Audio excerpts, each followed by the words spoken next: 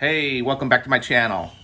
In this video, we are working on a 2018 Toyota Yaris IA.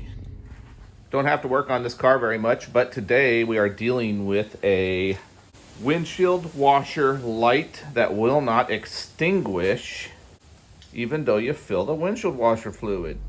The light that we're talking about, or the light that's in question, is this little windshield washer fluid light. Indicates that your fluid is low. It's got a sensor in the tank, and so when you fill up the fluid, that should extinguish. In our case, it is not extinguishing. We have 81,000 miles on this vehicle, so it's a youngster. Let's get started. We're going to start by popping the hood. Second lever over. There's also a secondary latch. There we go. And take this little kickstand thingy. And we will put it right there. All right, let's check to see if we have fluid. 5G. Okay, yeah, so we got fluid. We have fluid. Should not have that light on. All right, so here's where we fill our windshield washer fluid. I'll have to get a light because this booger is tucked away down in there. Let's get a good visual. I can barely see the tank down there. She's tucked away well under the headlights into the bumper area. I might have to take the wheel off, come in from the backside.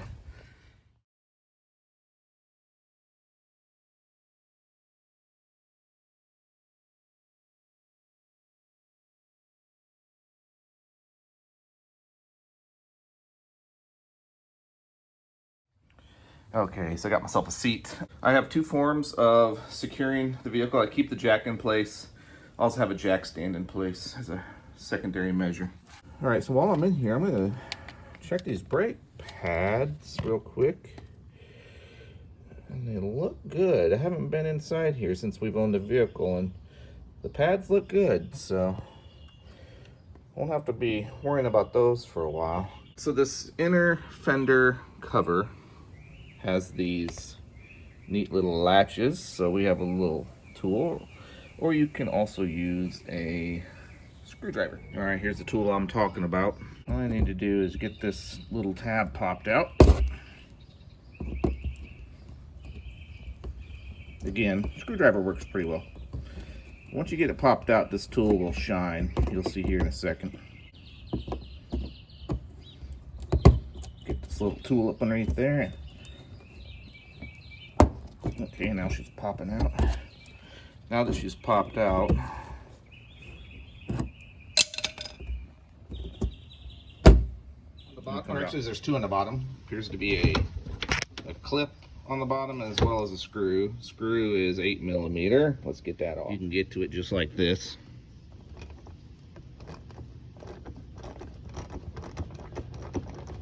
Yeah, it helps if you just take a peek underneath the car. So you have the screw here.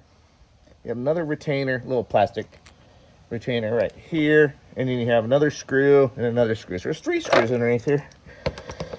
I was being lazy, I didn't look at first.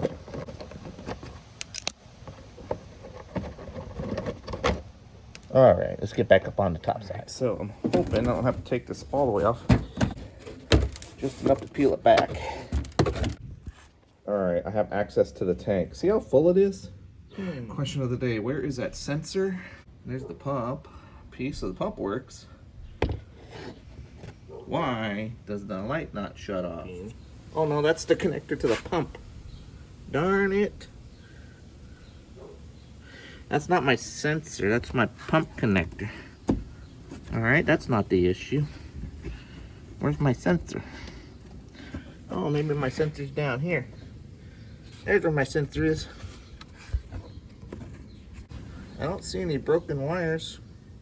So it appears as if there is a connector. Let's see if we can't see it. Where's that cable at? So there's the cable. Yeah, so there's the connector.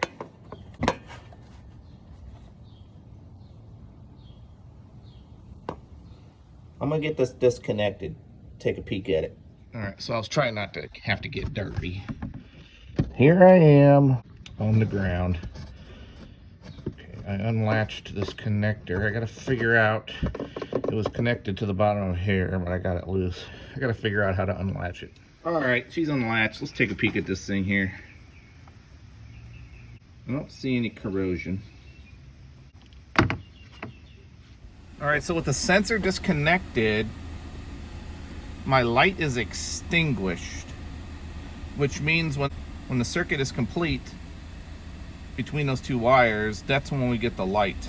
I would have thought it would have been the opposite, but I'm not intimate with the circuitry of washer fluid sensors. So let's check the sensor to see if it's closed or open. All right, so I've got my cheap little multimeter here set to ohms, but actually I've got mine set to diode checker. It's the same thing. If I touch the two leads together, I'm indicating a short, and you can see my meter goes to zeros, and you can hear a nice little beeping sound. All right, that will tell me if the wires if they're closed or shorted, if the circuit's closed or shorted. All right, so now I'm gonna check this connector here. I'm gonna go ahead and check this connector. I'm gonna check those two wires, the two on the top here, those two pins. If I get the same indication, then that means that the circuit is closed or shorted, indicating that I need fluid, I guess. We'll find out. Okay, I'm gonna check these two pins here. I'm only touching the pins. 1 meter lead on one pin and the other on the other pin. All right, we have a closed circuit, which is bringing my light on. I'm gonna pull the sensor. Let me take a peek at it. I wanna see what the construction looks like. So I got to thinking about the decision I was about ready to make, and I decided to button it up for now, put everything back together, keep it disconnected so that the light's not bothering us. I'm gonna look online to see if I can get parts for this, because I don't know if I can get just a sensor or if I have to replace a whole tank. So I have a lot of questions in mind, but for me, it's gonna be a day or two. For you, it's gonna be the blink of an eye. All right, so we are back. Normally I will finish my videos with a complete repair. This time, I've decided not to replace the sensor. And the reason is because of the pricing. So it looks like I can get the sensor, but it's a bit expensive for me. It's over $100 for the sensor.